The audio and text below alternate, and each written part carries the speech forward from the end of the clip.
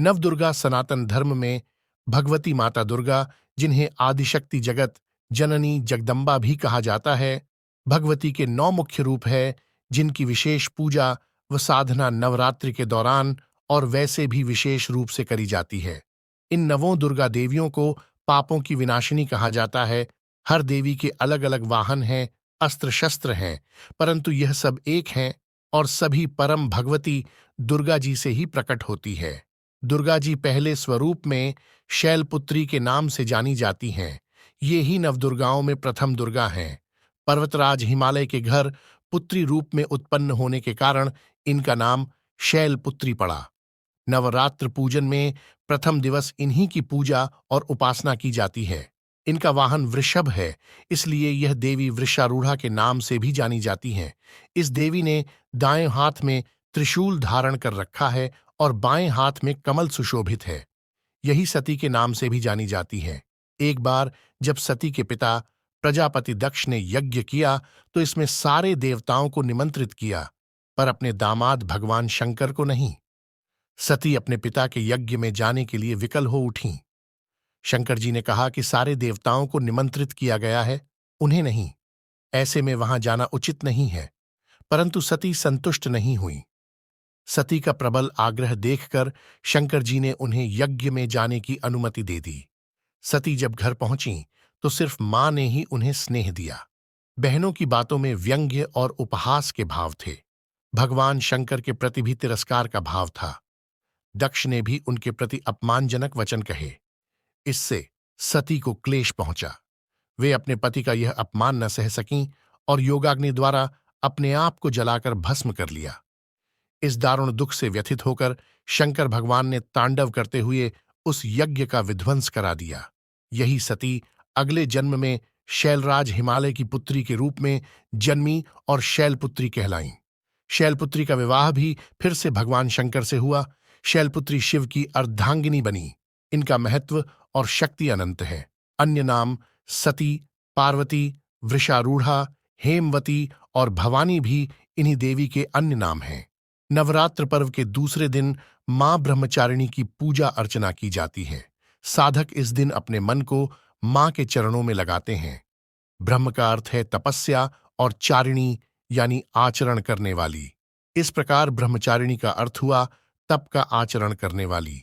भगवान शंकर को पति रूप में प्राप्त करने के लिए घोर तपस्या की थी। इस कठिन तपस्या के कारण इस देवी को तपश्चारिणी अर्थात ब्रह्मचारिणी नाम से अभिहित किया। कहते हैं मां ब्रह्मचारिणी देवी की कृपा से सर्व सिद्धि प्राप्त होती है। दुर्गा पूजा के दूसरे दिन देवी के इसी स्वरूप की उपासना की जाती है। इस देवी की कथा का सार यह है कि जीवन के कठिन संघर्षों में भी मन विचलित नहीं होना चाहिए। पूर्व जन्म में इस देवी ने हिमालय के घर पुत्री रूप में जन्म लिया था और नारद जी के उपदेश से भगवान शंकर जी को पति रूप में प्राप्त करने के लिए घोर तपस्या की थी। इस कठिन तपस्या के कारण इन्हें तपश्चारिणी अर्थात ब्रह्मचारिणी नाम से अभिहित किया गया। 1000 वर्ष तक इन्होंने केवल फल फूल खाकर बिताए और 100 वर्षों तक केवल जमीन पर रहकर शाख पर निर्वाह किया। कुछ दिनों तक कठिन उपवास रखे और खुले आकाश के नीचे वर्षा और धूप के घोर कष्ट सहे। 3000 वर्षों तक टूटे हुए बिल्व पत्र खाए और भगवान शंकर की आराधना करती रहीं। इसके बाद तो उन्होंने सूखे बिल्व पत्र खाना भी छोड़ दिए। कई हजार वर्षों तक निर्जल और निराहार रहकर तपस्या करती रहीं। पत्तों को खाना छोड़ देने के कारण ही इनका नाम अपर्णा नाम पड़ गया। कठिन तपस्या के कारण देवी का शरीर एकदम क्षीण हो गया। देवता, आर्षि, सिद्धगण, मुनि सभी ने ब्रह्मचारिणी की तपस्या को अभूतपूर्व पुण्य कृत्य बताया, सराहना की और कहा, हे देवी, आज तक किसी ने इस प्रकार की कठोर तपस्या नहीं की। यह तुम ही से ही संभव थी। तुम्हारी मनोकामना परिपूर्ण होगी और भगवान चंद्रमौली शिवजी तुम्हें पति रूप में प्राप्त होंगे। अब तपस्या छोड़कर घर लौट जाओ। जल्द ही तुम्हारे पिता तुम्हें बुलाने आ रहे हैं। माँ दुर्गा जी की तीसरी शक्ति का नाम चंद्र घंटा है।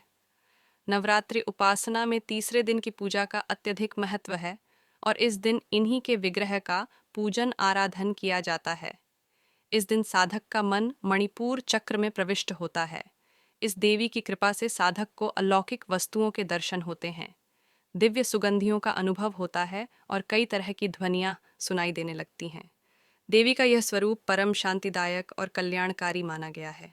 इसीलिए कहा जाता है कि हमें निरंतर उनके पवित्र विग्रह को ध्यान में रखकर साधना करना चाहिए। उनका ध्यान हमारे इहलोक और परलोक दोनों के लिए कल्याणकारी और सद्गति देने वाला है। इस देवी के मस्तक पर घंटे के आकार का आधा चंद्र है, इसीलिए इस देवी को चंद्र घंटा कहा गया है। इनके शरीर का रंग सोने के समान बहुत चमकीला है। इस देवी के 10 हाथ हैं। वे खड्ग और अन्य अस्त्र शस्त्र से विभूषित हैं। सिंह पर सवार इस देवी की मुद्रा युद्ध के लिए उद्धत रहने की है। इसके घंटे सी भयानक ध्वनि से अत्याचारी दानव, दैत्य और राक्षस कांपते रहते हैं। नवरात्रि में तीसरे दिन इसी देवी की पूजा का महत्व है। इस देवी की कृपा से साधक को अलौकिक वस्तुओं के दर्शन होते हैं, दिव्य सुगंधियों का अनुभव होता है और कई तरह की ध्वनियाँ सुनाई देने लगती हैं। इन क्षणों में साधक को बहुत सावधान रहना चाहिए। इस देवी की आराधना से साधक में वीरता और निर्भयता के साथ ही सौम्यता और विनम्रता का विकास होता है। इसलिए हमें चाहिए कि मन, वचन और कर्म के साथ ही काया को विहित विधि विधान के अनुसार परिशुद्ध पवित्र करके चंद्रघंटा के शरणागत होकर उनकी उपासना आराधना करना चाहिए। इससे सारे कष्टों से मुक्त होकर सहज ही परम पद के अधिकारी बन सकते हैं। यह देवी कल्याणकारी है। नवरात्र पूजन के चौथे दिन कूष्मांडा देवी के स्वरूप की ही उपासना की जाती है। इस दिन साधक का मन अनाहत चक्र में अवस्थित होता है। नवरात्रि में चौथे दिन देवी को कुष्मांडा के रूप में पूजा जाता है। अपनी मंद हल्की हंसी के द्वारा अंड यानी ब्रह्मांड को उत्पन्न करने के कारण इस देवी को कुष्मांडा नाम से अभिहित किया गया है। जब सृष्टि नहीं थी, चारों तरफ अंधकार ही अंधकार था, तब इसी देवी ने अपने ईशत हास्य से ब्रह्मांड की रचना की थी। इसीलिए इसे सृष्टि की आदि स्वरूपा या आदिशक्ति कहा गया है। इस देवी की 8 भुजाएं हैं, इसलिए अष्टभुजा कहलाईं। इनके 7 हाथों में क्रमशः कमंडल, धनुष, बाण, कमल पुष्प, अमृतपूर्ण कलश, चक्र तथा गदा हैं। 8वें हाथ में सभी सिद्धियों और निधियों को देने वाली जपमाला है। इस देवी का वाहन सिंह है और इन्हें कुम्हड़े की बलिप्रिय है। संस्कृत में कुम्हड़े को कुष्मांड कहते हैं, इसलिए इस देवी को कुष्मांडा।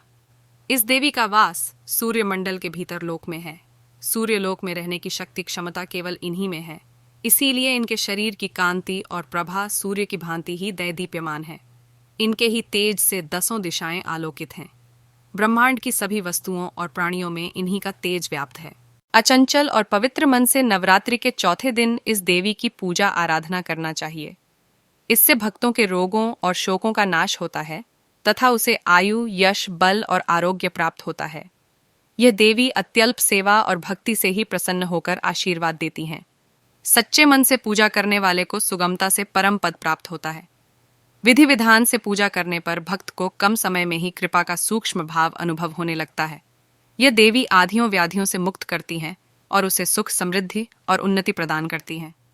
अंततः इस देवी की उपासना में भक्तों को सदैव तत्पर रहना चाहिए। नवरात्रि का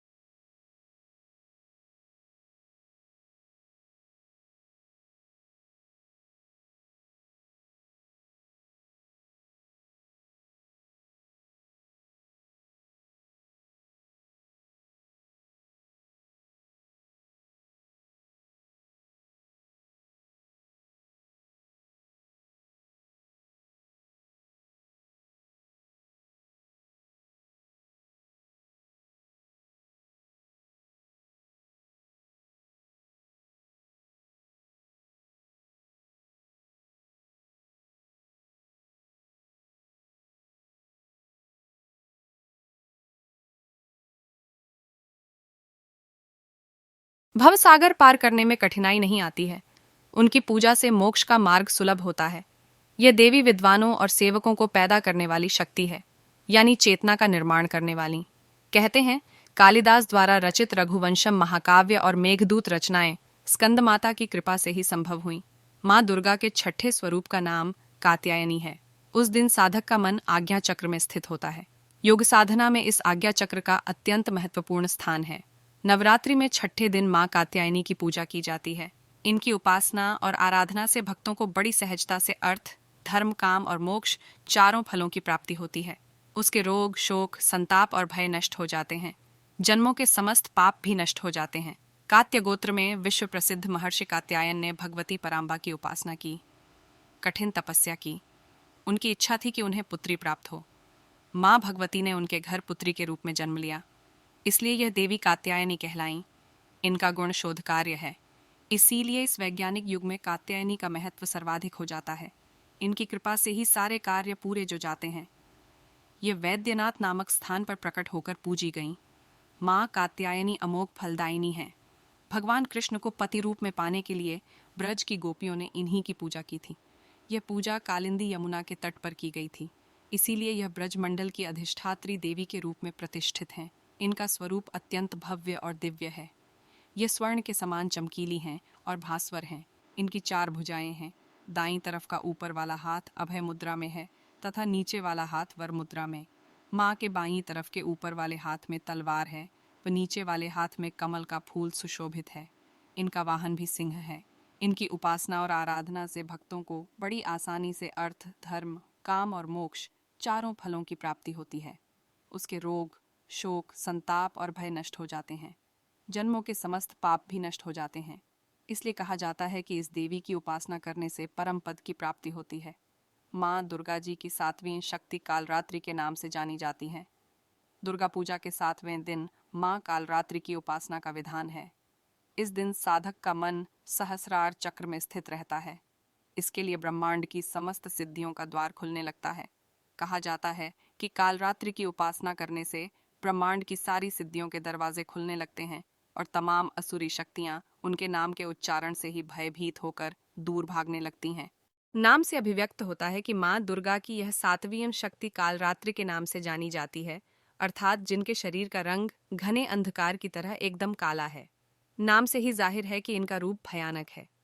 सिर के बाल बिखरे हुए हैं और गले में विद्युत की तरह चमकने वाली माला है। अंधकारमय स्थितियों का विनाश करने वाली शक्ति है कालरात्रि। काल से भी रक्षा करने वाली यह शक्ति है। इस देवी के 3 नेत्र हैं। ये तीनों ही नेत्र ब्रह्मांड के समान गोल हैं।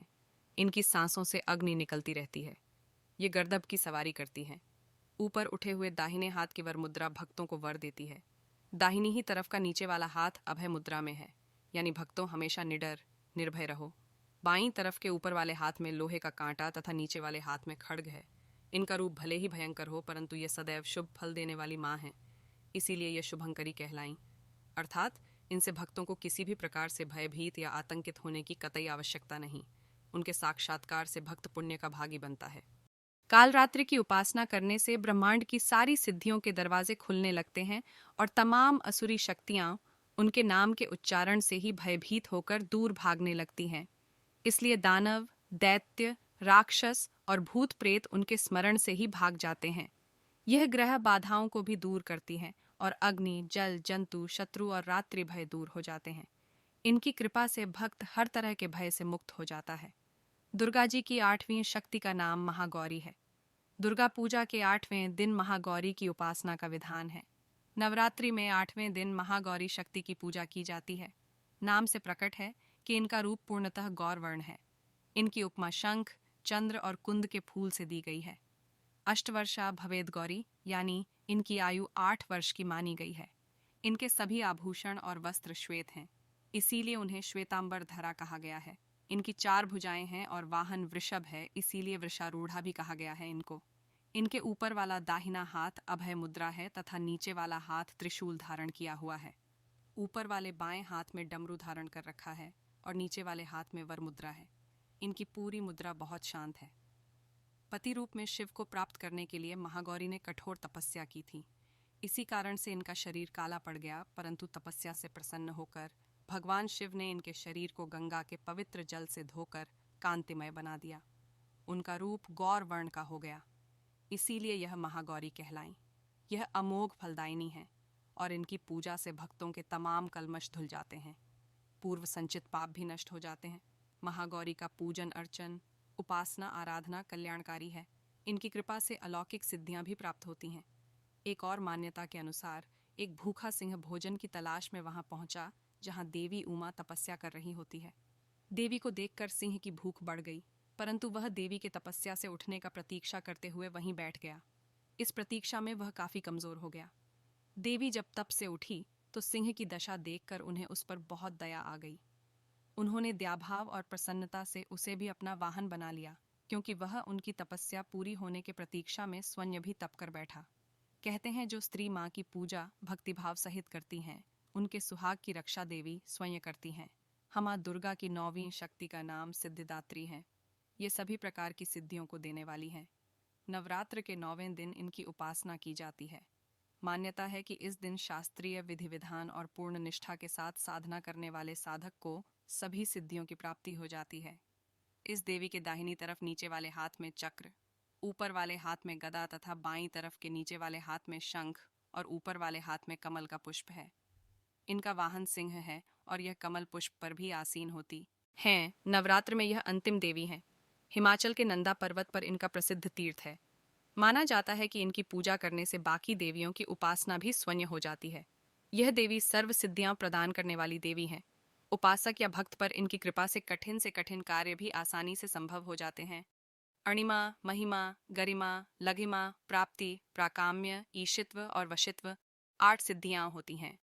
इसलिए इस देवी की सच्चे मन से विधि विधान से उपासना आराधना करने से यह सभी सिद्धियां प्राप्त की जा सकती हैं। कहते हैं भगवान शिव ने भी इस देवी की कृपा से यह तमाम सिद्धियां प्राप्त की थीं।